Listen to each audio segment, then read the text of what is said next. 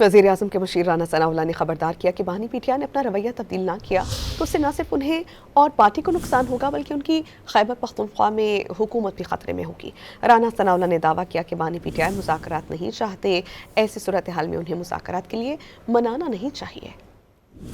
خان صاحب جو ہے وہ ملاقات نہیں چاہتے، مذاکرات نہیں چاہتے، وہ ٹیبل پہ بیٹھنا نہیں چاہتے، جو کہ ہمیں اندازہ ہے کہ وہ نہیں چاہتے۔ اگر وہ نہیں مان رہے، اگر صورتحال یہ ہے تو پھر میرا خیال ہے کہ انہیں منانے کی زحمت نہیں کرنی چاہیے۔ ٹھیک ہے، جب وہ مان جائیں گے تو ٹھیک ہے، پھر ٹیبل پہ بیٹھ کے مذاکرات ہو جائیں گے۔ اگر انہوں نے یہی راستہ اختیار کیے رکھنا ہے تو میری ایک پولیٹیکل ورکر کے طور پہ میرا یہ اندازہ ہے کہ یہ اس سے ان کو نقصان ہوگا، نہ صرف ان کی پارٹی کی جو